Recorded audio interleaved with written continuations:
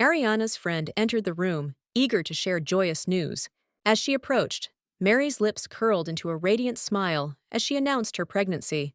The protagonist was taken aback by the revelation, for her friend was unmarried. The girl merely offered a sweet smile and gently placed a hand on her stomach. Ariana was still trying to process the situation, assuming it had not happened under the best circumstances, but her friend reassured her that it had been her choice. The protagonist exhaled with relief upon learning that Mary intended to keep the child.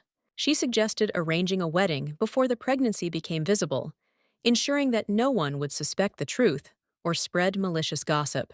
The girl tried to offer her support, but her friend insisted she had no concerns about such matters. Curiosity sparked within her. Who was the father? Mary lowered her gaze and softly confessed that the child belonged to the Count. The protagonist's face contorted in shock, for she was the only daughter of Count Sheena Astaroth. She immediately sought clarification. Was it the child of her husband, Rovan Astaroth? In that instant, she grasped the bitter truth. Her husband had been having an affair with her stepsister, whom she had always regarded as her own flesh and blood. A surge of anger overtook the protagonist, refusing to accept the words spoken before her. She could not fathom how her friend expected congratulations for carrying a child conceived with her husband. Mary, however, seemed oblivious to her fury, puzzled by her reaction, as they had always shared everything. They had nursed from the same mother's milk in childhood. Why then could they not share a husband in the same way? At that moment, the protagonist's husband entered the room. The man addressed the women, insisting that there was no need to assign undue significance to the matter.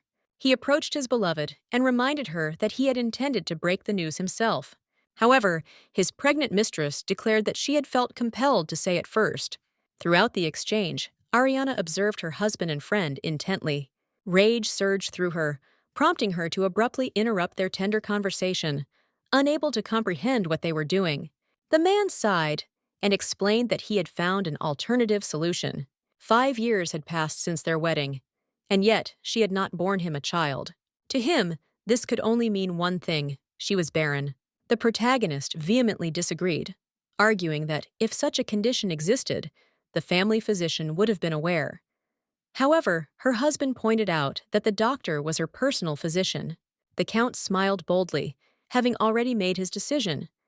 Once the child was born, it would be registered as his wife's, securing the title for his heir in accordance with the contract. Ariana was certain that he had utterly lost his mind. She reminded him that their agreement stipulated that their child would inherit everything, and beyond that, the very notion of raising another woman's child was utterly absurd.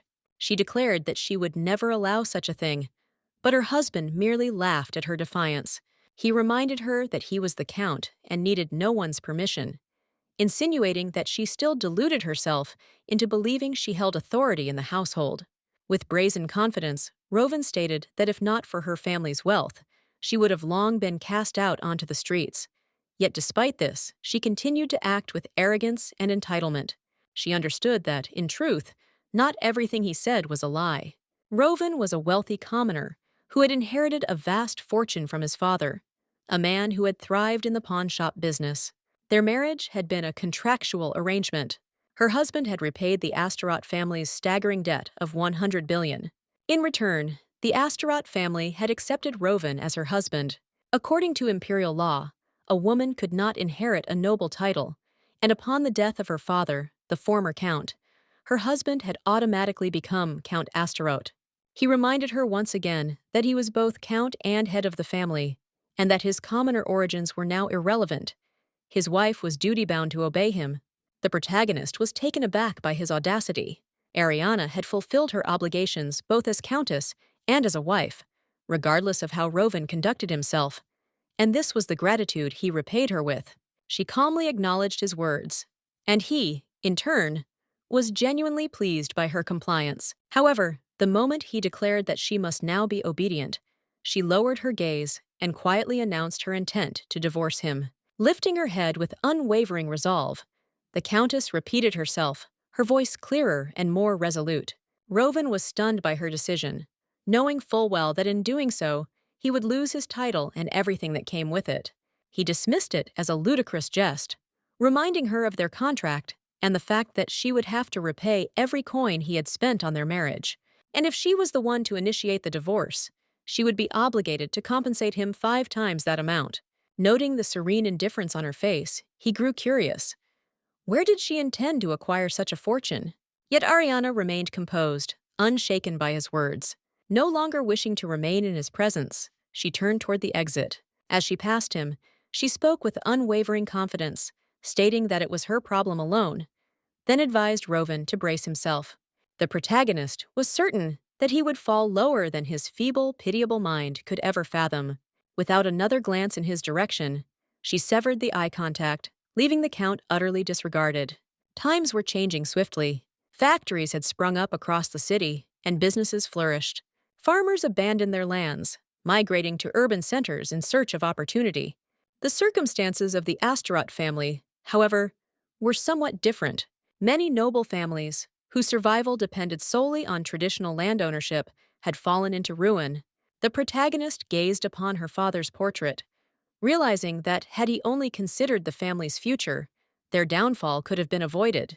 Nobles struggling with financial hardship attempted to sell their art collections and rare artifacts to foreign buyers. But her father had borrowed vast sums to reclaim these treasures. They were invaluable relics, meant to be preserved for future generations, rooted in the belief that every heir must be protected. Yet Ariana resented her father's unwavering faith in this ideal. Thus, she resolved to safeguard what had been entrusted to her by her own hands. She understood that the first step was to secure the contract compensation from the divorce, planning to use the funds as capital for strategic investments. Determined, she knew that to make this divorce successful, she needed a well-crafted strategy. Some nobles, having learned that Count Astaroth was purchasing artifacts, resorted to threats, claiming they would sell their heirlooms elsewhere unless he bought them. Consequently, the head of the family had acquired them at exorbitant prices, and now, even if everything were sold, it was doubtful that it would amount to the original 100 billion. 5 years ago, when the Count had grown frail, he sat with his only daughter, confessing his regrets for his past choices and misguided beliefs. Ariana had always wished to help both him and their family, so she proposed a solution: marrying into a wealthy household under advantageous terms. Her father was stunned by the suggestion, insisting that they could not resort to such a union. She reminded him that time was not on their side, and beyond that, they had nothing left to sell. She believed it was their duty to protect at least the estate, and she revealed that Roy had made her a proposal. She knew that if she married him, he would become the backbone of their family, helping to pay off the debt, allowing them to continue safeguarding their lineage and treasured artifacts. The protagonist painted a flawless image of her suitor, striving to convince her father as quickly as possible. The Count admitted that Roy's father had once been his close friend, yet doubts still lingered in his mind. Her father reminded her that the young man was still the same commoner he had always been, to which she offered no reply.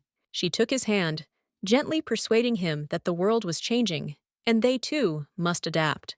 Ariana ultimately chose to marry Roy, an entirely her own decision. Now, she had already found a means of earning her livelihood.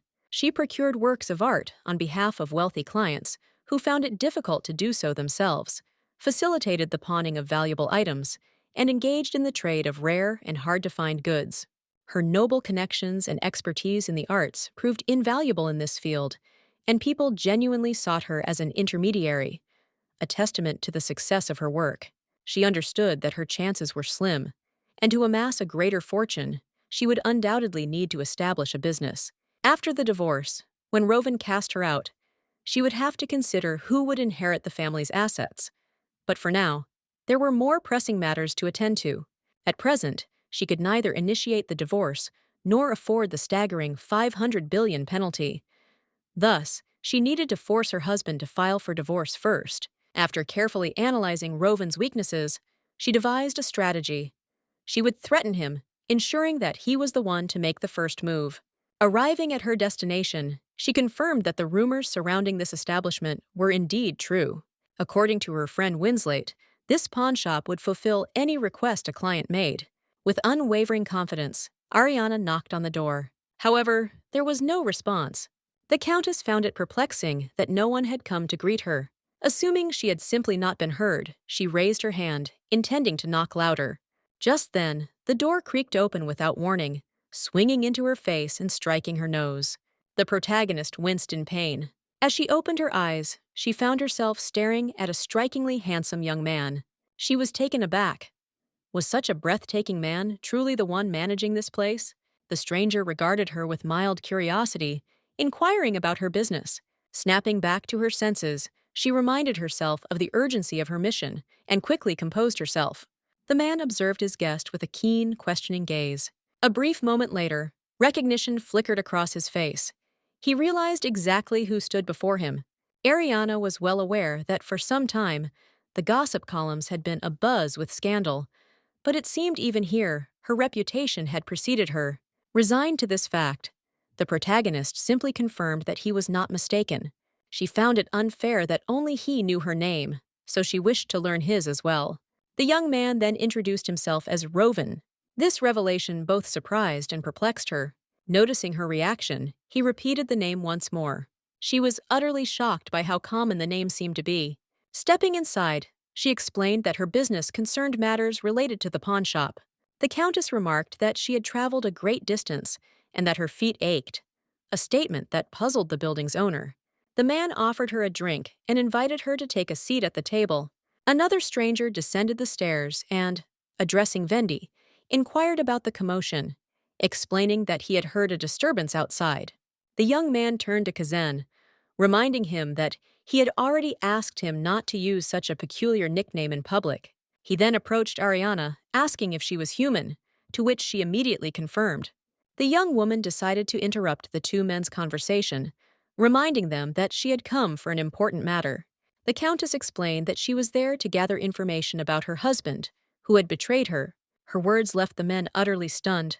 She elaborated, stating that her friend had told her this place could fulfill any request, which was precisely why she had come. The protagonist noted that the establishment did not resemble a typical pawnshop. There was not even a sign, which made Kazan visibly uneasy. Growing curious about the true nature of the place, she speculated that it might be some kind of secret society. The young man immediately attempted to dissuade her, insisting that it was indeed a pawnshop and offering to sell her anything she might need. However, Ariana was only interested in knowing the price she had to pay for her request. The seller casually stated that 300 would suffice. The protagonist assumed he was referring to thousands, but the sum did not faze her. She had even anticipated a higher price. Without hesitation, she reached into her handbag. Retrieving a piece of fabric, she extended it toward the men, stating that she wished to pay for the request with this item. The men were astounded by what they saw. Their astonishment deepened when they laid eyes on what lay beneath the fabric. Kazan pointed at the absurd-looking statuette, unable to believe that her family had once paid 30 million for it. The young woman merely offered a charming smile, confirmed his words, and requested that a letter be sent to the editorial office under their name. Rovan observed his peculiar guest intently, unable to comprehend her motives.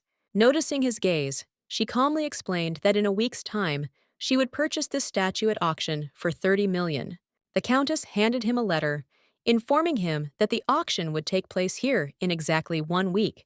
Upon opening the letter, the young man read an invitation to the Sidaran auction. This particular auction was renowned for featuring only items of exceptional artistic value. Aware of this, the man glanced at his guest and remarked that the statue appeared rather bizarre, doubting whether it would even be possible to have it exhibited there. The protagonist remained composed and indifferent to his skepticism. She assured him that an auction representative had already assessed the item, and despite the fact that payment for the purchase would be withheld until the auction's conclusion, they had been offered a generous advance. Rovan was skeptical of her claims, unable to fathom why she had chosen such a convoluted approach, suspecting that she intended to launder money. Ariana listened to him with serene patience, refraining from any interruption. Receiving no further clarification, the man stated that he had no desire to be entangled in anything dubious. The Countess reassured him that she never engaged in anything that could harm others. She merely acted at the risk of her own name. She also gave her word that nothing would endanger them, a promise that took the pawnshop owner by surprise. He admitted candidly that he could not involve himself in such a venture without knowing her true intentions. He urged her to disclose her plan, promising that only then would he consider accepting her request. This response both unsettled and intrigued Kazan. The protagonist assured them that she harbored no nefarious schemes. She simply wished to start her own business. The men were well aware that she had lived her entire life as a countess, making such an endeavor seem like an immense challenge. As a first step, she had resolved to cast aside her own prejudices. By making a statement at this auction, she sought to prove that she was someone capable of trading in authentic goods. With that, the young men bid farewell to their guest. Kazan, unable to suppress his emotions, turned to his partner, bewildered as to why he had not refused the request outright. The man reminded him of the substantial financial reward, yet his companion insisted that they should have pressed for more details and devised an excuse to decline the job. The owner explained that it would be akin to claiming that this was not, in fact, a detective agency, but rather a secret organization established by the emperor, with its members concealing their true identities. Upon hearing this, he genuinely pondered the words, realizing that they were nameless knights who lacked the illustrious banners of the dragon or the unicorn. They served as the foundation for Emperor Gektor's covert missions. Rovan surmised that it was Unslet who had boasted about their organization, and his companion confirmed this, remarking that if he were not the second son of Duke Etzel, he would have long since smacked him over the head. Thanks to him, his childhood friend had come seeking their help to investigate her husband's affair. Aware of this, the young man declared with certainty that he absolutely could not proceed with the task. He suggested handling the matter discreetly, claiming to have conducted an investigation but found nothing. However, his partner argued that meddling in private family affairs was hardly a commendable course of action. Kazan proposed that since their investigation would yield no results, they would waive their commission, return the statuette, and wash their hands of the matter. After carefully listening to the proposal, the owner announced that they could not take such an approach, much to his companion's shock. He then mentioned a list he had received the previous day, prompting his partner to eye him expectantly, awaiting an explanation. The man revealed that Count Astaroth's name was among the individuals tied to certain incidents. Given this, he intended to use the Countess to delve into her husband's affairs, which would make their investigation significantly easier. His colleague received this information with great enthusiasm. The owner further noted that the refined and noble lady intended to engage in business dealings with something so suspicious. There was no need for them to clarify that they were not, in fact, a detective agency. As soon as the Countess returned, she immediately inquired about the man who had been tailing her. The woman recounted that, fortunately, they had deceived him. He had followed Sarah instead, and by now they likely assumed she had gone to a bookstore. Ariana deduced that Rovan had placed her under surveillance, fearing that she might initiate divorce proceedings. Furthermore, her maid informed her that the Count had ordered a room to be prepared for that girl, Mary. The revelation left the protagonist utterly stunned. She realized that her lawful husband was now assigning a private chamber to his mistress, an act meant solely to humiliate her. The young woman concluded that he was truly beginning to lose his sanity. Meanwhile, already settled in her room, Mary noticed that the servant's bell was not working. Typically, someone would arrive within 10 minutes, yet no matter how many times she rang, no one came. Rovan found it impossible to believe. Within the impeccably managed manner, the guest room's servant bell had always functioned flawlessly. He declared that they were deliberately ignoring her calls, fully aware of who was summoning them. To him, it was unmistakably Ariana's command. The young woman refused to believe it. Convinced that the Countess was not so petty, the man reminded her that they had grown up together since childhood, and it baffled him how little she seemed to understand Ariana's nature. The moment his beloved insisted that her sister was not a bad person, the Count reminded her that his wife was a cunning woman. Rovan believed that Ariana had married him without revealing her infertility, solely pursuing his wealth. Mary disagreed, arguing that Ariana cherished her family deeply and likely only sought to protect what was dear to her. The Count observed that despite everything Ariana had done, Mary still defended her. Taking her hand, he expressed his gratitude for choosing him, even at the cost of her relationship with her sister. He was surprised when she admitted that despite not being related by blood, she still regarded Ariana as her sister. The man acknowledged that they had grown up together and by all means could indeed be considered sisters. To him, she seemed sincere in one moment, yet strangely calculating in another. However, Rovan saw Ariana as nothing more than a woman who had married for the sake of her family, no different from a slave sold for money. Moreover, she had never once bowed to him, using him only as a shield to protect her lineage. Upon hearing this, the young woman sank to the floor, pleading with the Count not to be upset, for if he was distressed, then so was she. She confessed that even Ariana, whom she had always regarded as a sister, had now turned her back on her, leaving Rovan as her entire world.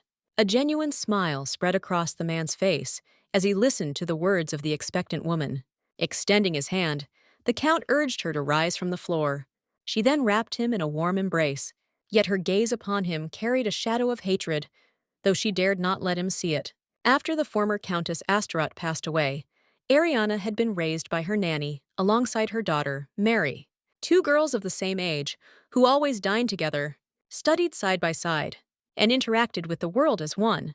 However, one was the daughter of a prestigious noble family, while the other in time became a mere maid, serving her.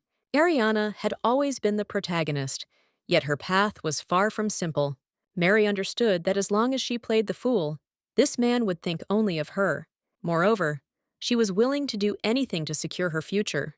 As the protagonist busied herself with her affairs, a maid entered the room. She noticed that her mistress was occupied, yet she had no intention of leaving without speaking to her. Addressing her directly, she inquired whether she planned to meet with the Count, expressing outrage that a mere mistress had been given a guest chamber. The woman was certain that Ariana ought to expel her from the Count's estate without hesitation. The Countess, however, was uncertain whether she should take such action, a response that stunned her advisor. The maid noted the young lady's cold demeanor, finding it perplexing, for she had always known her to be someone who fought fiercely for justice. Yet the young woman carried on with her tasks, paying no heed to the maid's words. She recalled a time in the past when the Countess had struck a boy simply for uttering nonsense, despite the fact that he was a prince from another kingdom. Ariana voiced her thoughts on the situation, remarking that there was no other aristocrat who would so brazenly tarnish his own reputation by bringing his mistress into his household.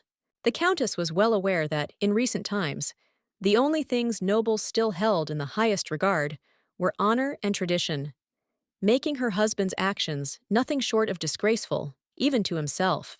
Furthermore, if word were to spread that his mistress was pregnant, it would become nearly impossible for the child to be recognized as legitimate. The maid listened in astonishment as the young lady continued, explaining that the royal family would never allow the registry to acknowledge an illegitimate child of a count, especially one so evidently born of common blood. The protagonist knew that Rovan had inherited his title 4 years ago, yet he still had no true understanding of how the aristocratic world functioned. Unable to grasp the weight of his role, he indulged in pleasures exclusively with noble gentlemen, neglecting his duties as count in the process. However, even as he reveled in debauchery, his business affairs remained steady, all thanks to Cameo, the very man responsible for managing Rovan's assets. Ariana surmised that the business overseen by Mr. Pavlin continued to thrive solely because of the man's remarkable competence. The protagonist understood how invaluable it would be to have such a talent within her own business. She inquired whether the woman remembered Daniel, mentioning that they needed someone with experience. The maid immediately recalled that he had been an expert in restoration who once worked alongside Mr. Pavlin. However, Mr. Daniel had retired after being involved in an unfortunate incident, though the protagonist was already aware of this. Handing over an envelope, she explained that this was precisely why they required his expertise, prompting the maid to notify him at once. The woman also speculated that the young lady might need a new maid to replace Mary, and suggested appointing Gaven to the position, as she had already been the head maid. Recalling the girl in question, the protagonist assured her that she placed complete trust in both of them. Ariana opened a journal, seeking a brief distraction from the ongoing events. Recently, within the Empire's luxury goods market, An elite society of wealthy collectors, known as Linnet, had been established. Just as the empire admired the Republic's capital, the Republic, in turn, revered the empire's rich history, fostering a deep enthusiasm for antiques and fine art. Affluent individuals regarded the possession of historically significant artifacts as a means to elevate their social standing. Ariana was certain that the goods she would sell would become highly coveted treasures among such people. After their marriage, Rovan had been a fairly decent husband. He took proper care of his lawful wife, but once he acquired his title, his true nature began to reveal itself. He deemed the management of household affairs a wife's duty, and thus expected her to handle such trivial matters on her own. He grew irate whenever she asked him for money, comparing her to his mother and sister-in-law, who diligently saved the allowances he provided and lived modestly. He left her to tend to her own affairs, while he focused on forging connections that would benefit only himself. Rovan disregarded her opinions entirely, intent only on shaping his own future. Paying no heed to her presence, the Countess gathered all the household staff and instructed them to obey the Count's every command, despite the fact that he harassed them and threatened those who failed to comply. The maid explained that she had always regarded the affairs of this household as her own, and her mistress had long considered her part of the family, treating her accordingly. It was not a matter of the Count's lineage. Rather, they simply could not tolerate the crude behavior and blatant disrespect that had taken root within these walls. Ariana sought to calm them, explaining that regardless of their personal feelings, Rovan was now the Count of Astaroth and her husband. If her servants looked down on him, then by extension, they looked down on her as well. Thus, she urged them to show him the respect due to a count and her spouse, just as she, in turn, would fulfill her duties as a wife toward her husband. The door to the room suddenly burst open, and the man appeared in the doorway, calling out to his wife in a loud voice. The young woman remained composed at his abrupt entrance and inquired calmly about the reason for his visit.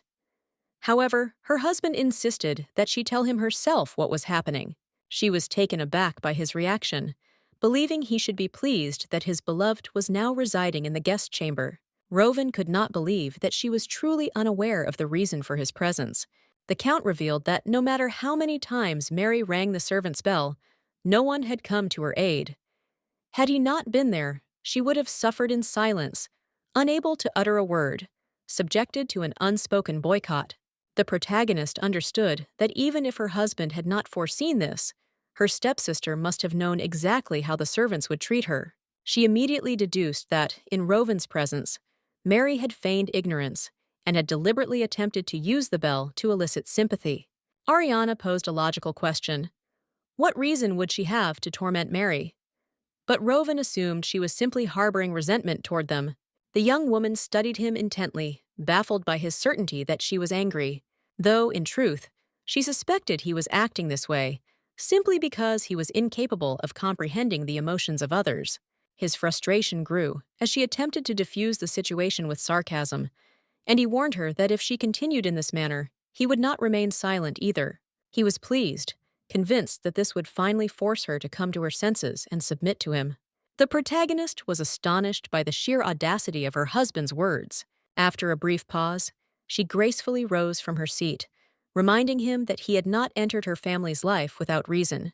The only thing he had ever given them was money, and if he intended to contribute nothing else, then did he even deserve to be regarded as the Count at all? These words stunned the man. He had never expected to hear such defiance from his once dutiful wife. Rovan seethed with anger, unable to comprehend how she managed to hold her ground in every argument. He refused to believe that she truly did not understand how to show proper respect to her husband.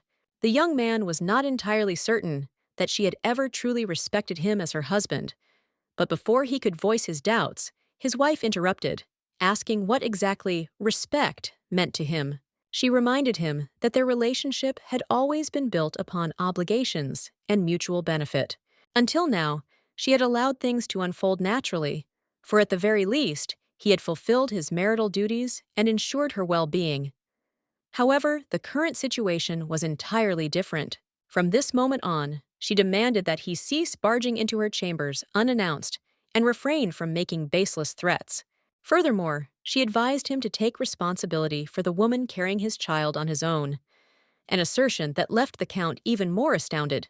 A few days later, Ariana remained calm, as nothing significant had transpired since their conversation.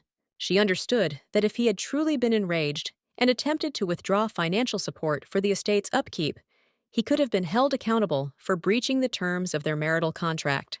The protagonist recognized that such an action could serve as solid grounds for divorce. Yet, as he had refrained from doing so, she was certain that Camio must have advised him otherwise. She knew that paying only the operational costs to avoid complications was a calculated move, one that Rovan would never have conceived on his own. The Countess realized that securing Camio's allegiance would greatly simplify matters for her. Her thoughts were interrupted when a maid hurriedly caught up to her. The servant informed her that a visitor had arrived, yet he had neither scheduled an appointment nor introduced himself. Additionally, she noted that the man was strikingly handsome, a detail that only deepened the protagonist's curiosity. As she made her way to the entrance, she continued to ponder who this mysterious guest could be. The moment her eyes landed on a familiar figure, she froze in place, utterly unprepared for their reunion to occur so soon. The young man, who had previously introduced himself as Rovan, immediately took notice of her presence. As she stepped closer, she inquired as to the meaning of his unexpected visit. However, the guest swiftly responded that questioning him so directly in the presence of another was hardly befitting of a lady. Regaining her composure, she resolved to repeat her question, still unable to grasp the meaning behind his presence. Compared to their last encounter, he now appeared entirely different. The man explained that he could not afford to arrive dressed as he had before, and had taken some measures to disguise himself.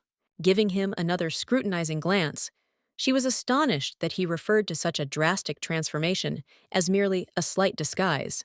Concluding their idle conversation, she recalled that, regardless of the topic, the mere fact that he had come to meet her indicated progress in fulfilling her request. The young man was well aware that his client was far from foolish. Meanwhile, another guest passing by the window caught sight of the unfamiliar man. Her cheeks flushed with embarrassment, and curiosity sparked within her. Who was this handsome stranger, and why was he in her brother's house? Ariana understood that not much time had passed since her initial request, yet they had already uncovered something substantial, leading her to contemplate the agency's level of competence. The man initiated the conversation by discussing the statuette set to be auctioned, confirming that everything had been approved without any difficult inquiries about its origins. The Countess remarked that her family had numerous connections when it came to the art world. However, her companion astutely noted that their influence extended far beyond just art. Yet, when the protagonist observed that he spoke as if he were personally familiar with her family, he offered a charming smile and explained that it was simply part of his profession. The young lady held his gaze, scrutinizing the expert before her, once again convinced that her friend's praise had been well-founded, though this realization brought a peculiar unease. He then revealed that he had just returned from inspecting the pawnshop managed by the Count. While he had heard that the Count amassed a significant fortune from his business, the number of actual clients was surprisingly low, despite the establishment's reputation. Ariana recalled that her husband had once claimed he dealt only in high-value transactions, making the number of customers irrelevant. However, if he truly only handled large-scale deals, there would undoubtedly be rumors circulating about him. The man elaborated that, at the very least, whispers should have spread through the social circles, so it was highly suspicious that he earned such vast sums without stirring any gossip. The agent noted that, despite his frequent expenditures on entertainment, the Count's bank reserves remained intact. Therefore, it would be prudent to investigate the matter further before drawing conclusions. He expressed his intention to examine the Count's financial ledger. The young woman informed him that the book was in Camio's possession, as they managed their assets separately, per the contract's stipulations. As such, it had never occurred to her to check it herself. The man then declared that they would need to steal it, an assertion that left the protagonist both startled and bewildered. Following this, the young man proposed escorting her to the Soderin auction. Ariana accepted his offer, particularly since his presence would allow him to witness firsthand whether she could truly acquire the statue for 3,000. Upon hearing this, the agent leaned in closer, his voice laced with amusement as he assured her that he had no doubts about her capabilities. However, for those skilled in such work, extracting money from a lady of her standing would be effortless if they truly set their minds to it. The Countess studied her guest intently, uncertain whether his words implied that he was a dangerous man, despite his outward appearance. He then informed her that he would henceforth be known as Baron Seer of the Duchy of Crossel and would visit her under this assumed identity. It was a nation with minimal interaction with others, shrouded in mystery, making it an excellent choice for assuming a fabricated identity. The young lady had only seen the Duke and his son once, when she was a child. The man inquired whether she had any ties to the nobility of that duchy, but she explained that she had none. This revelation surprised the agent, but the Countess clarified that her late father had once been friends with a count from that land. The guest received her response with calm indifference, taking note of the information. Ariana speculated that if he wished to file a report on the progress of his work, she could simply contact a detective agency. However, the man was taken aback that she intended to return to that shadowy alley once more. The young woman dismissed his concern, insisting that the alley was not dangerous as long as one refrained from engaging in anything reckless. Yet the man disagreed, asserting that her mere presence alone made any alleyway dangerous. He explained that if a client found themselves in trouble and was unable to pay their fee, it would be nothing more than a waste of time for them. And he, for one, did not intend to let that happen. The protagonist then recalled the matter of the letters, to which the agent responded that there was always a risk of forgery or leaked information. The safest and most foolproof method was to deliver the letter directly into the recipient's hands. The Countess failed to see what was so critical about it.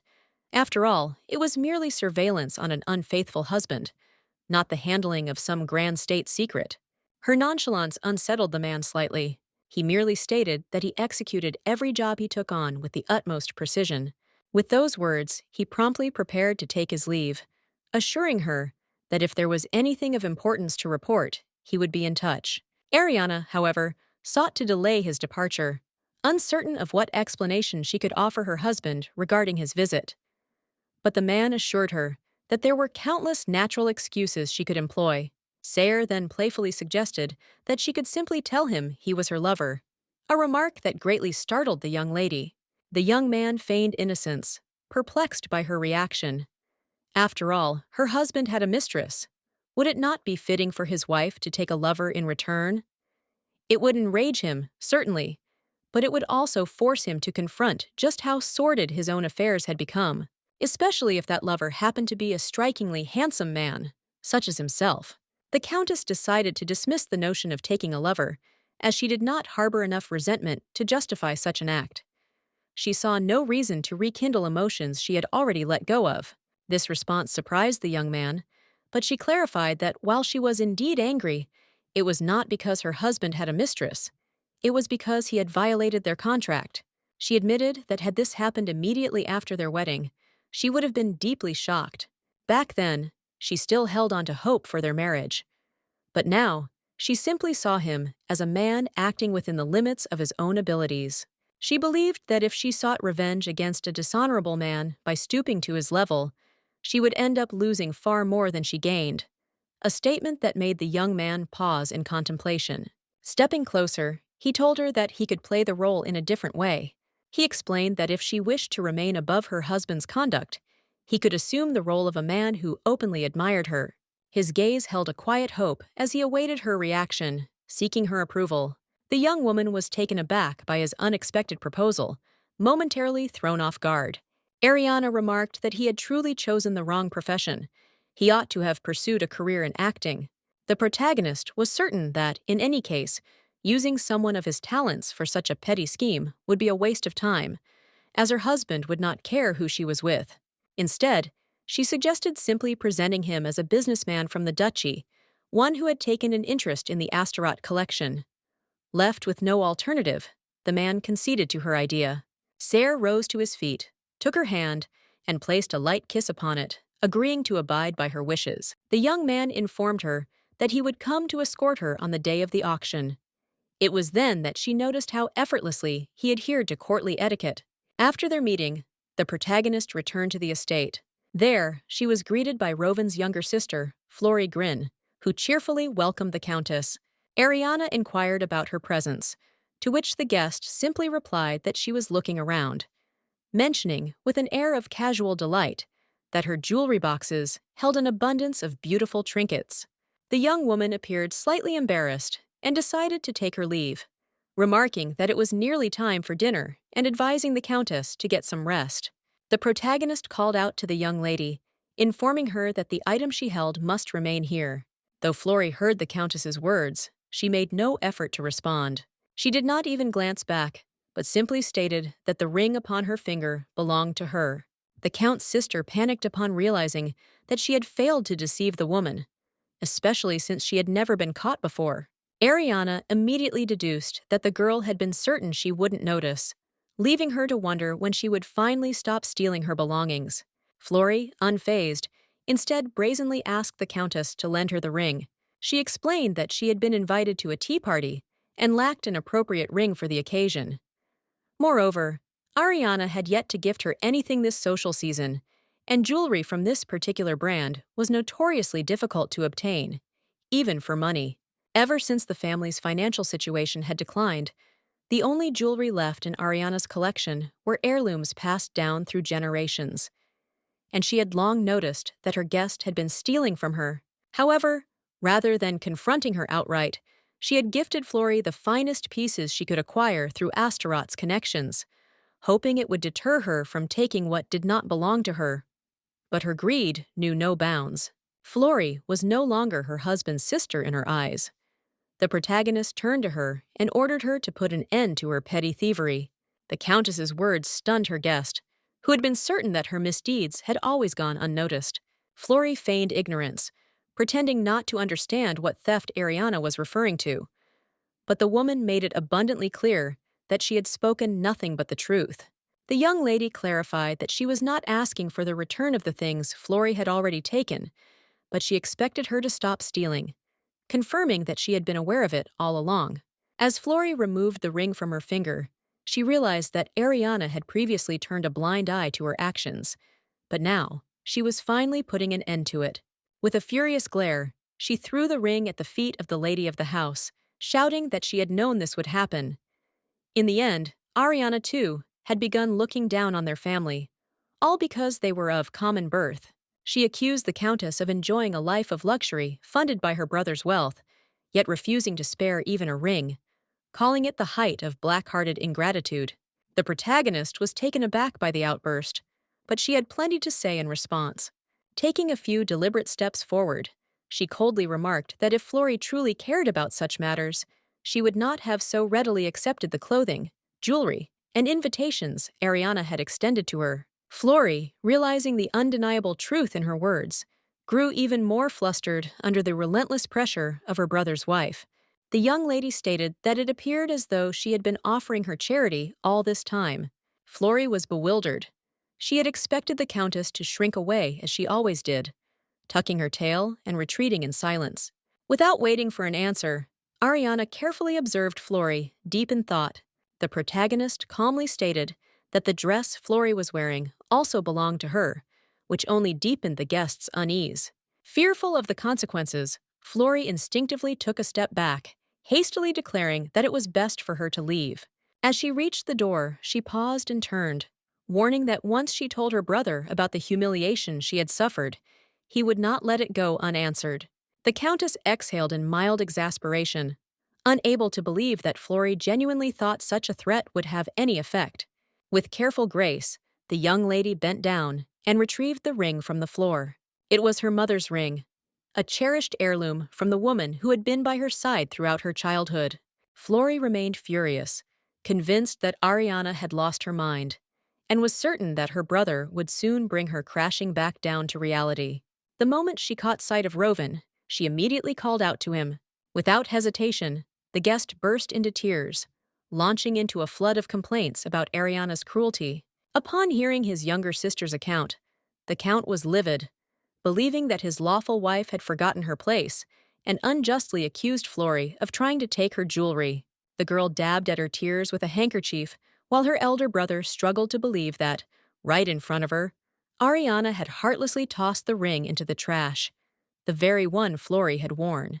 This realization only fueled his anger, leading him to assume that his wife had deliberately chosen to act so brazenly.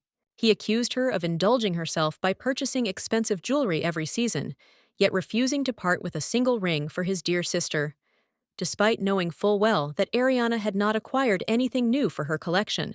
Rovan, for the first time, seriously considered that she was truly intent on divorcing him, but he could not fathom where she had the means to do so.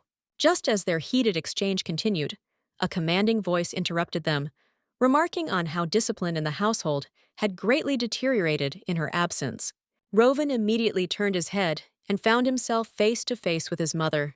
The woman stood firm, her expression resolute, having observed firsthand that her daughter-in-law had clearly forgotten her place. She had returned with the sole intent of pressing down on Ariana until she was once again forced to bow her head. As Ariana ascended the staircase to the second floor, her gaze fell upon yet another unexpected guest in her estate. It was Rovan's mother, Madame Green, already waiting for her.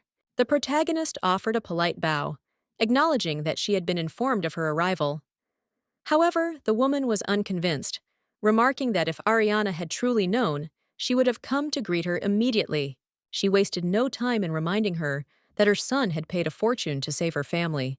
Madame Gren coldly stated that if not for him, both Ariana and her servants would have long been cast out onto the streets. With an arched brow, she questioned why her daughter-in-law remained so ungrateful. The maid, unwilling to tolerate insults directed at the countess, spoke in her stead and firmly advised the woman to choose her words more carefully, reminding her that His Imperial Majesty himself had bestowed Ariana's noble title upon her. Madame Grin seized the opportunity to continue her tirade, declaring that if Ariana wished to be treated as a lady, she should have married someone else, someone other than her son. She raised her voice so loudly that even the servants turned their attention to the scene, for she was, after all, the mother of Count Astaroth, and the mother-in-law of the very woman who had received her title from the emperor. Stepping closer to her daughter-in-law, she accused her of arrogance, claiming that it was utterly unacceptable for the wife of the count to blatantly disregard his mother.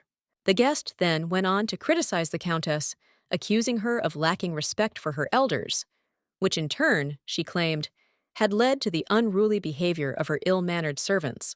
Ariana calmly replied that the headmaid had spoken harshly only because she had not been given a proper example to follow, a statement with which Madame Gren fully agreed. The protagonist swiftly brushed off her mother-in-law's hand, instantly recognizing her intent, to imply that those of lower status simply mirrored the conduct of those above them. Without hesitation, she retorted that if that logic held true, then the count's infidelity was merely a reflection of his mother's influence. After all, she was Baron Alpen's mistress. The woman had not been prepared to hear such words from her daughter-in-law, but Ariana did not stop there. She continued, stating that her son had merely followed the example set by someone above him and had learned to betray his spouse. With a piercing gaze, she suggested that Madame Green focus on properly educating her own son, while she would see to the discipline of her servants. With that, the countess turned swiftly on her heel and exited before her mother-in-law could regain her composure and stop her. The gathered servants, who had been watching the spectacle unfold, struggled to stifle their laughter at Madame Green's reaction. She was still trying to shout and call Ariana back, but to no avail. The maid stood by her mistress, pleased that she had finally defended herself.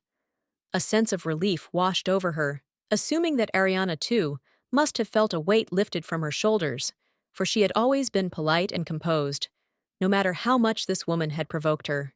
The protagonist affirmed this, though in truth, she had grown weary of battling this insufferable family. Now, more than ever, she was eagerly anticipating the day of the auction. A few days later, on the morning of the suzerain auction, a voice called out, inquiring whether the lady was ready. The protagonist stood fully prepared, adorned in a resplendent gown, ready to attend the grand event. Ariana turned to her maid, Gaven, who had been assisting her in getting dressed. The young lady was uncertain whether she had gone overboard in dressing so elegantly for an auction, The maid gently reminded her that since she would be attending with that charming gentleman, it was only fitting that she be dressed appropriately. After all, rumors of his striking appearance had already spread throughout the estate. She mentioned that Miss Fleury had completely lost her composure, relentlessly questioning everyone about the origins of this mysterious gentleman, something that greatly surprised the Countess. The maid went on to explain that the guest had been particularly astonished upon learning that the man had visited the Countess without arranging a prior meeting. Such an unannounced visit, after all, implied a certain level of closeness between them. The girl must have mistakenly assumed they shared an intimate relationship, though in reality, this was nothing more than a delusion.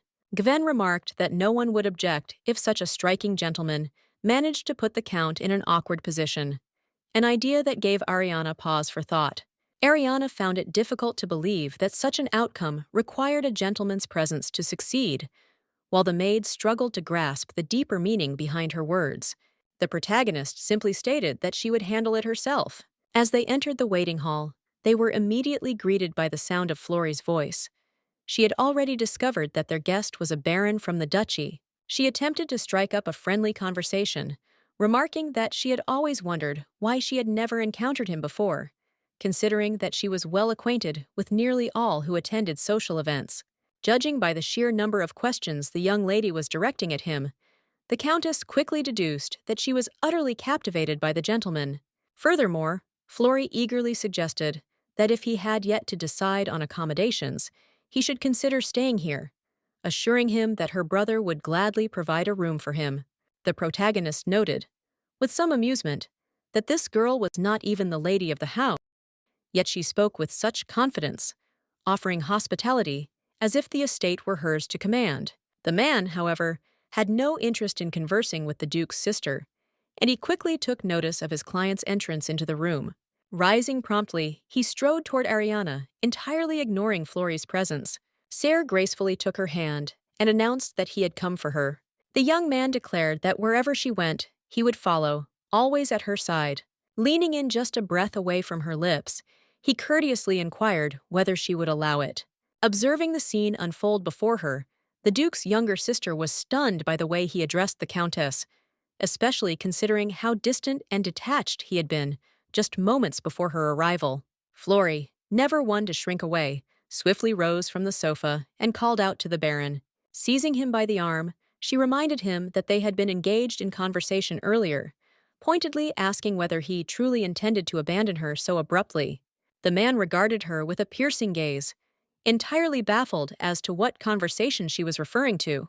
He then curtly remarked that her one-sided, incessant chatter hardly constituted a conversation, a response so blunt that it left the young lady momentarily stunned, entirely unprepared for such a sharp retort. Infuriated by his rudeness, she indignantly reminded him that her brother was Count Astaroth, the master of this house, and that no one was permitted to disregard her. The agent calmly repeated her words, acknowledging that she was, indeed, the Count's younger sister. Leaning in slightly, he advised that if she wished to assert her authority, she ought to learn how to do so with the dignity befitting her status. The guest was taken aback by his complete indifference to her brother's name. After all, most people instinctively bowed the moment she uttered it. Flustered and unable to compose herself, the girl hastily excused herself, claiming that she was too unsettled to remain in their presence and continue the conversation. Serre, watching her retreat, casually remarked that from the way she carried herself, he could already imagine the kind of behavior she exhibited. He then turned to Ariana, asking how she had endured it for so long. However, the Countess clarified that she had never endured it. Rather, she had shown respect. Until recently, Flory had still been her husband's younger sister, and Ariana had remained grateful to Rovan for paying off her family's debts. Taking a step toward the exit, Ariana mused that Flory was likely already running off to her brother. If they lingered any longer, unnecessary trouble would arise, so it was best to leave without delay. She reminded Serre that he had promised to accompany her, and before the auction, there was one place she needed to visit. It would be best if they hurried. They arrived at the Empire's central bank, where they were greeted with the utmost politeness and asked what had brought them there. The bank official mentioned that, had she contacted them in advance, they would have sent someone to the estate. However, Ariana explained that she had simply stopped by on her way to settle an important matter. The young lady stated that she required a full record of House Astaroth's financial transactions for the past year. Upon receiving the requested documents, she quickly noticed that there were only two names listed among the recipients of issued checks. At first glance, it was unclear whether this checkbook was linked to her personal savings or to her almost former husband's household finances. The use of checks was a straightforward process. One simply tore a blank slip from the checkbook issued by the bank, wrote down the desired amount, signed it, and handed it to a merchant. The merchant would then take the check to the bank and withdraw the corresponding sum from the account associated with the checkbook. Generally, checks were considered valid only when bearing the account holder's signature. However, the Count had previously declared that both his mother and sister should have the authority to use checks drawn from House Astaroth's accounts. The Countess agreed, as their situation felt somewhat familiar to her, one where they had no choice but to entrust their well-being to their son and brother, who had inherited the family's wealth. However, their expenditures defied all reason, and the funds she received from Rovan for the upkeep of the estate were never sufficient. In just 1 month alone, they had purchased 8 handbags, each costing as much as an entire middle-class salary. Ariana knew that Rovan was completely unaware of this, and it seemed as though his mother and sister were spending just as lavishly as they had before her marriage to him. The protagonist formally requested that henceforth only her signature be deemed valid for any checks drawn from this account. She explained that her husband played no role in managing the estate, and her authorization alone should suffice, especially since he maintained a separate account of his own. After listening to her request, the bank clerk politely asked her to submit it in writing so that they could proceed accordingly. The young lady understood that had any other married woman come alone with such a demand, the bank would have dismissed her outright. However, given the stark difference in status between her and Rovan, they were willing to comply. Although she had not initially intended to leverage their disparity in rank, she was not merely aiming to restrict the pair's spending for a short time. Once the merchants arrived to collect their payments and discovered that the signatures on the checks were invalid, they would undoubtedly turn to the Count. Only then would he be forced to acknowledge his mother and sister's extravagant habits as he faced an overwhelming pile of luxury bills. As she handed over the written request, the protagonist mused that there was a certain satisfaction in watching familial disputes unfold from the sidelines. With that matter settled, they proceeded to the auction, where the hall was already filling with eager attendees. A waiter greeted them, informing them that the director had arranged a private table for them and suggested that they take their time exploring the venue. Ariana recognized the thoughtfulness behind this gesture, appreciating the opportunity to enjoy the auction in comfort. She then asked the waiter to convey her gratitude to the director. Sayer soon noticed that the statue was displayed under the title, The Birth of the Goddess of Beauty, and, to his astonishment, it had been positioned as the event's grand finale. The Countess explained that her father had maintained friendships with art lovers of all backgrounds, regardless of their social standing or age. The director of Sozeren had been particularly close to her late father.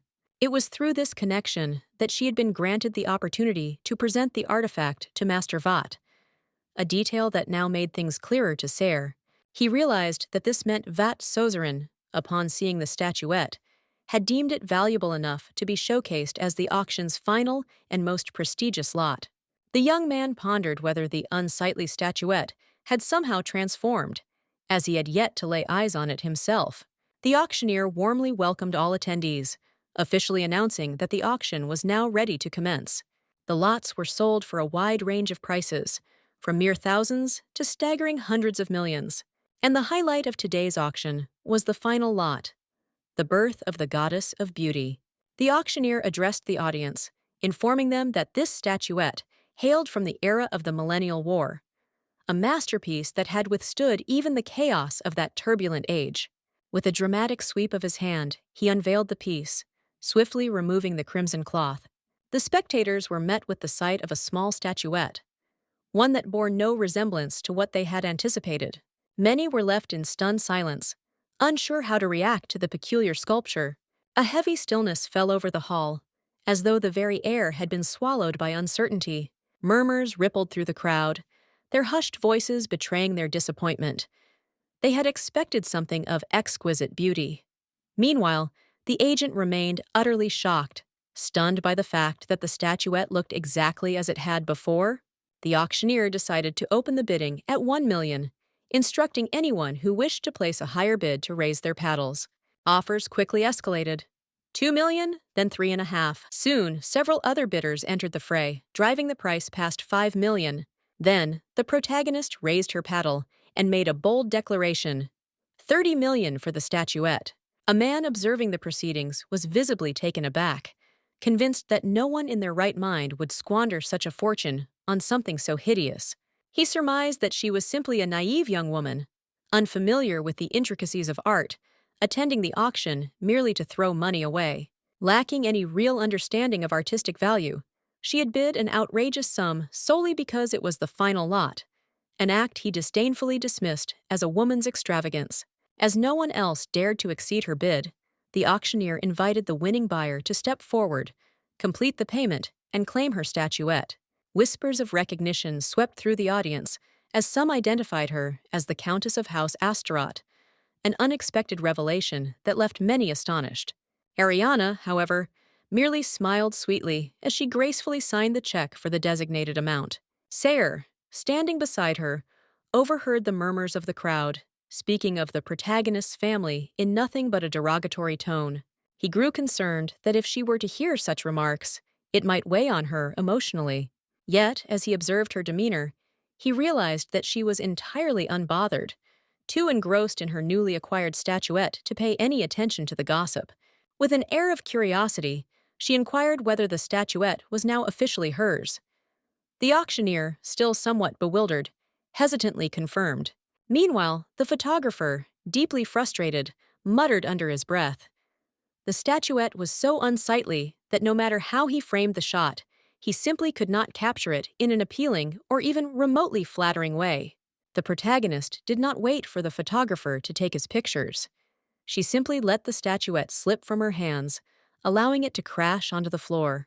The agent was utterly dumbfounded by her actions. Though he had known she wished to make a statement, he had never imagined she would do so in such a dramatic manner. However, the moment his gaze dropped to the floor, his expression shifted entirely. Several art connoisseurs were just as astounded as Cyr. Hidden beneath the outer layer of plaster was the very statuette that had been spoken of in hushed reverence for years. Lifting the golden sculpture from the ground, the young lady declared that it now truly justified its price. About a decade ago, an expert had approached the Count, advising him that whenever he intended to acquire such artifacts, he should always consult him first. However, the Count explained that he had traveled far to the south and had made the purchase on his own. The expert, an appraiser named Pablo, had then remarked that the Count would only truly understand his craft once he stopped falling for frauds and ceasing to invest in dubious artifacts. He explained that out of the 5 items the Count had recently acquired, one was a forgery, and he suspected the issue lay with the statuette in question. A young Ariana had silently agreed, as even she had found the statue rather peculiar. She had observed that while the piece appeared crudely crafted, its composition and balance were near flawless, suggesting that it concealed a deeper secret. Her father had listened intently as she spoke, acknowledging that merely identifying the artistic composition of a sculpture was a sign of true talent. Yet he could not understand how someone capable of such a unique and perfect design had produced something so seemingly unremarkable. The Count's daughter then speculated that perhaps it was an unfinished work of a renowned sculptor, or even a piece sculpted by multiple artists. However, the expert had clarified that the statuette had been created during the era of the Millennial War. In truth, the war had lasted for only about a century, but its brutality and bloodshed had been so devastating that it had felt as though it had raged on for 1,000 years. The young lady was aware that many relics from that time had been damaged or lost, making any surviving artifacts incredibly rare. The specialist had further explained that any fully preserved piece from that era was valuable simply by virtue of its existence.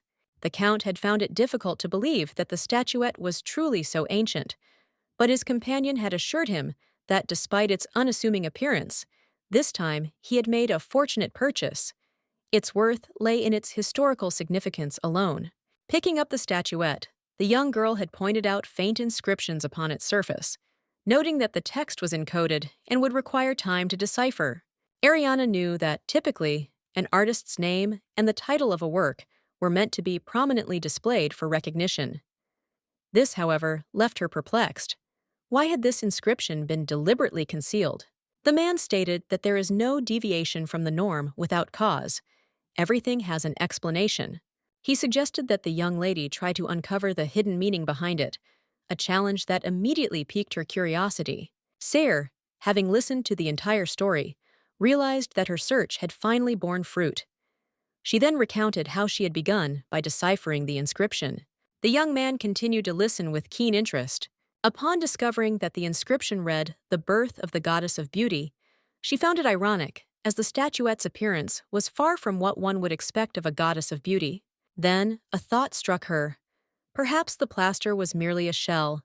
Determined to find answers, she delved into books about the Millennial War and at last found the proof she sought. During that era, there had been great fear that works of art would be stolen or destroyed. To protect valuable sculptures, they were sometimes covered in plaster. With this realization, she became certain that a true goddess of beauty lay hidden within. The next step was to determine what material the real sculpture was made of. However, verifying the statue's authenticity required breaking the plaster, and if she was mistaken, the figure inside could be damaged. Thus, the investigation took several years. The Countess could have easily restored the plaster coating, but as there was no urgency, she left it as it was, waiting for the perfect moment to put it to use. She had absolute confidence that the statue inside would remain unharmed, and more importantly, she wanted to draw attention to it.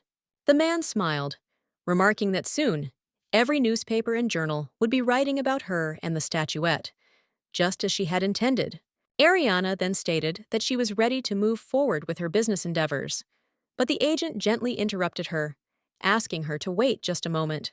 Leaning in slightly, he softly instructed her not to move. With a careful touch, his hand gently adjusted a strand of her hair. Then, he delicately straightened her hat, noting that it had shifted slightly. The protagonist mused aloud that most men paid little attention to such details, to which her companion readily agreed. However, he did not consider himself most men, nor did he see himself as ordinary. The young lady hesitated for a brief moment, unsure how to respond. Sayre explained that before stepping outside, it was always best to ensure one's appearance was impeccable. After all, photographs last forever. Yet, Ariana did not immediately grasp the significance of his words. With a casual gesture, the man pulled back the carriage curtain, adding that the people of the capital were always eager for intriguing news. Indeed, journalists who had caught wind of the auction's events had already gathered outside the estate, awaiting their arrival. The photographer recounted that day in great detail, as he had been responsible for capturing the event through his lens. He explained that Countess Astaroth had studied the statuette for a brief moment before, without a hint of hesitation, letting it fall to the ground, shattering it in an instant. The auction house staff had been informed only that the statuette was from the era of the Millennial War. But beyond that, they knew nothing of its true significance. It was the Countess herself who had discerned the sculpture's true value. At the agency, Sayre's partner inquired whether he had uncovered anything of interest during his time at the estate. But Sayre replied that so far, he had only had the opportunity to inspect the drawing room. The young man suggested that their best course of action would be to gain access to either the Count's bedroom or his study in order to conduct a proper search. In moments like these, it would be far simpler to claim they were acting on the Emperor's orders. Yet if they were to brazenly ransack the Count's residence, it would undoubtedly cause an uproar in the House of Lords. Right now, the Lords were merely waiting for an excuse to strip the Emperor of his authority and seize control of the state for themselves. A single misstep with the aristocracy could add even more complications to the Emperor's already precarious position. The primary mission of the Order of Nameless Knights was to identify and exploit the weaknesses of the noble faction that supported the House of Lords. Count Astaroth was closely aligned with Marquis Felix, a central figure within the faction. However, due to his commoner origins, the Count lacked true political influence within the party. As it turned out, his primary role was managing its finances. If they needed to uncover information about the Countess's husband, they could attempt to gain her cooperation, but she was remarkably perceptive, and if they approached the matter carelessly, she would undoubtedly see through them. Sear's partner turned to Uendi, asking what his plan was. The latter replied that their first step should be earning trust by carrying out their assignments with unwavering diligence. The man then revealed that Count Astaroth owned a workshop on the outskirts of the capital where purchased artifacts were restored. That was where they needed to begin their investigation. Meanwhile, the agent resolved to track down a man named Cameo, as according to the Countess, her husband had entrusted him with full control over his finances. Sear's partner, however, struggled to recall who this individual was. Then, as though struck by sudden realization, the man's expression changed. He finally remembered. Cameo was none other than the man who had, for a considerable time, been expertly managing Count Rovin's assets. News of recent events had spread like wildfire, and the Count could scarcely believe that Ariana had so quickly risen to prominence within the elite circles of high society. His assistant, however, had previously insisted that she was incapable of amassing such fortunes. His confidant urged him to remain calm, pointing out that, in truth, she had not gained anything of material value. After all, the Countess had no intention of selling the statuette. This meant that she would still be unable to pay the divorce settlement. Even if she possessed dozens or even hundreds of similar relics, she would have no money until she actually sold them.